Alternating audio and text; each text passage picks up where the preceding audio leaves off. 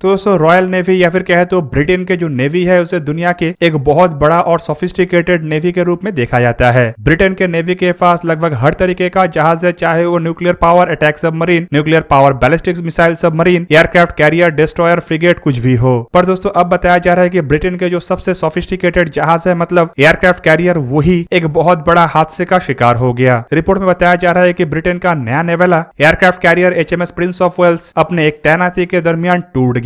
और दोस्तों आज के इस वीडियो में आप लोगों को बताऊंगा कि ब्रिटेन के ये नया नेवाला एयरक्राफ्ट कैरियर टूटने के पीछे कारण क्या है, जहाज को कितना नुकसान पहुंचा है और ब्रिटेन के लिए कितना घातक है। जबकि वीडियो के सबसे आखिरी हिस्से में आप लोगों को ये भी बताऊंगा कि HMS प्रिंस ऑफ वेल्स या फिर कहे तो queen Elizabeth class aircraft carrier असल में कितना बड़ा और कितना ताकतवर है। तो डिटेल में जानने के लिए वीडियो के आखिर तक बने रहिए और चैनल को सब्सक्राइब और वीडियो को लाइक जरूर कीजिए। तो दोस्तों ब्रिटिश नेवी के सबसे ताकतवर या फिर कहे तो सबसे बड़े और भारी भरकम जहाज है क्वीन एलिजाबेथ क्लास के एयरक्राफ्ट कैरियर। बेसिकली इस क्लास के अंतर्गत रॉयल नेवी के लिए टोटल 2 जहाज बनाया गया है, जिनमें सबसे पहला जहाज है HMS क्वीन एलिजाबेथ, जबकि दूसरा जहाज है HMS प्रिंस ऑफ वेल्स। पर दोस्तों इन दोनों जहाजों के लिए खबर कुछ अच्छा नहीं है। बताया जा रहा है कि इस क्लास के अंतर्गत बनाया गया सबसे नया नेवाला जहाज मतलब HMS Prince of Wales aircraft carrier, जो कि यूनाइटेड किंगडम के सबसे बड़े जहाज भी है, जो अपने एक डिप्लॉयमेंट के दरमियान जब पोस्ट माउंट पोर्ट को छोड़ रहा था तो कुछ ही समय के बाद टूट गया। दोस्तों इस बात का जानकारी असल में यूनाइटेड किंगडम के एक मीडिया रिपोर्ट के द्वारा दिया गया। आपके जानकारी के लिए बता दूं, ये जो Prince of Wales aircraft carrier है ये असल में कोई पुराना एयरक्राफ्ट कैरियर नहीं, बल्कि ये क्वीन एलिजाबेथ क्लास के अंतर्गत बनाया गया दूसरा एयरक्राफ्ट कैरियर है, जिसे साल 2017 में ही लॉन्च किया गया था। और दोस्तों इस जहाज को 10 दिसंबर साल 2019 में कमीशन किया गया है। मतलब जहाज का उम्र केवल मात्र 2.5 साल के आसपास है, और 2.5 साल के अंदर अगर जहाज टूट जाता है तो ये ऑब्वियसली रॉयल नेवी के लिए एक बड़ा चिंता का विषय है। दोस्तों रॉयल नेवी के स्पोक्स पर्सन की तरफ से रविवार के दिन ब्रिटेन के यूके डिफेंस जर्नल को एक बयान देते हुए बताया गया कि किस तरीके से ये जो जहाज है जब ये दक्षिणी तट को छोड़ रहा था और वो भी एक एक्सरसाइज के लिए, तब ये घटना घटा और उसके बाद एक इन्वेस्टिगेशन को भी शुरू कर दिया गया ताकि जांचा जा सके कि ये मैकेनिकल फेलियर या मैकेनिकल इशू असल में क्यों हुआ।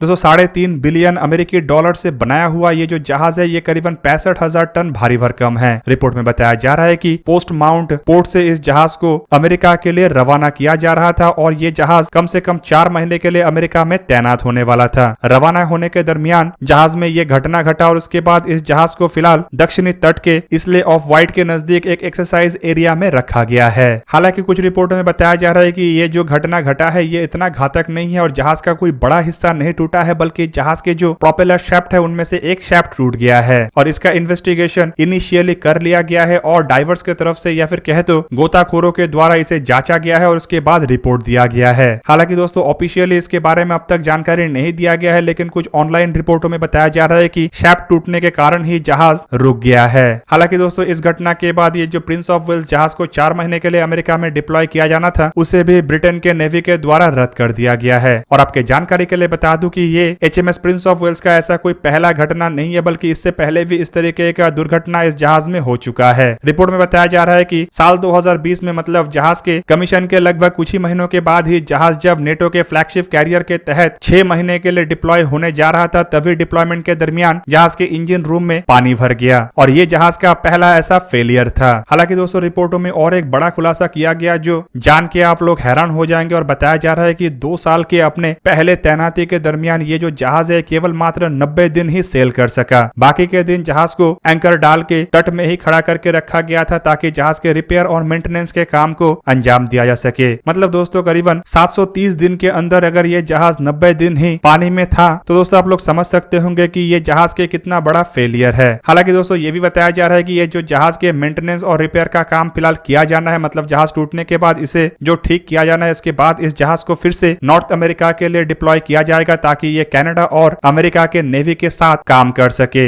हालांकि ये जो जहाज के दुविधा है इसकी वजह से संपूर्ण जो जहाज के टास्क फोर्स है मतलब एयरक्राफ्ट कैरियर टास्क फोर्स है उसे भी मुश्किलों का सामना करना पड़ रहा है और कम तैनाती के कारण बाकी जो टास्क फोर्स के जहाज है उनका भी तैनाती काफी कम हो रहा है। दोस्तों HMS प्रिंस ऑफ वेल्स जहाज को अगर देखा जाए तो ये क्वीन एलिजाबेथ क्लास के अंतर्गत बनाए जाने वाला दूसरा जहाज है। ये स्टेट ऑफ द आर्ट और काफी भारी भरकम, इवन कहे तो रॉयल नेवी के सबसे भारी भरकम और सबसे बड़े जहाज है। हालांकि इस जहाज को जब बनाया गया था तो इसे इस तरीके से बनाया गया है कि ये अमेरिका के फोर्ड क्लास या फिर फ्रांस के चार्ल्स डिगॉल क्लास के जैसे ऑपरेट नहीं हो सकता, बल्कि इसमें केवल मात्र short take off and vertical landing एयरक्राफ्टों का ही इस्तेमाल हो सकता है, क्योंकि जहाज में किसी तरीके का कोई भी अरेस्टिंग वायर का इस्तेमाल नहीं किया गया है। दोस्तों फिलहाल अगर जहाज के फीचरों को देखा जाए तो बताया जाता है कि जहाज को निर्माण करने को लेकर 20 मई 2008 में ऑर्डर दिया गया था, जबकि इसका लॉन्च 21 दिसंबर 2017 में हुआ। जहाज के कमीशन 10 दिसंबर 2019 को हुआ और उसके बाद से जहाज एक तरीके से तैनात है। हालांकि ये तैनाती नाम का ही है, क्योंकि जहाज केवल मात्र 90 दिन ही काम कर सका है। दोस्तों क्वीन एलिजाबेथ क्लास के ये जो जहाज है इसका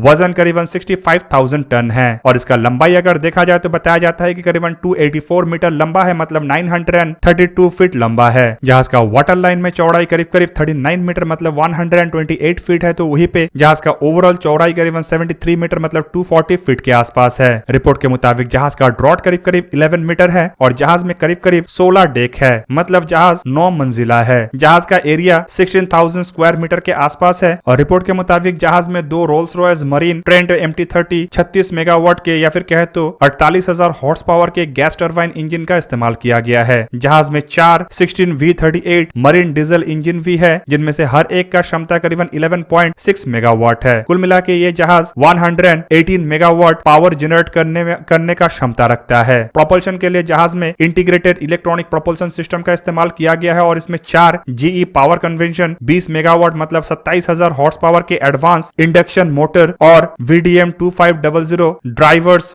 और 2 शैफ्ट इस्तेमाल किया गया है। कुल मिला के दोस्तों इन सभी इक्विपमेंटों के सहारे ये जो जहाज है करीबन 25 नॉट्स मतलब 46 किलोमीटर पर आवर के रफ्तार से ट्रैवल कर सकते हैं और जहाज का रेंज करीब 10,000 नॉटिकल माइल मतलब 19,000 किलोमीटर तक है। जहाज में 2 36 लोगों को कैरी करने वाले पैसेंजर ट्रांसपोर्ट बोट का भी इस्तेमाल किया गया है और इसके अलावा 2 पैसिफिक 24 RVIs भी है। जहाज का कैपेसिटी करीबन 1600 ट्रूप्स का है, जबकि इसमें 250 ट्रूप्स और 680 के आसपास अन्य अधिकारियों को तैनात किया जा सकता है। जहाज में सेंसर्स के रूप में S1850M long range radar, type 997 3D medium range radar, ultra electronic series 2500 electronic optical system, glide path camera जैसे इक्विपमेंटों का इस्तेमाल किया गया है। हथियार के रूप में जहाज में Phoenix closing weapon system, 4 30 millimetre के MK2 गन और 6 मिनी गन का इस्तेमाल किया गया है। दोस्तों इस जहाज के अगर एयरक्राफ्टों की क्षमता को देखा जाए तो रिपोर्ट के मुताबिक करीबन 70 के आसपास एयरक्राफ्ट और हेलीकॉप्टरों को कैरी करने का क्षमता रखता है और फिलहाल बताया जा रहा है कि जहाज में 24 से 36 F-35 लाइटनिंग 2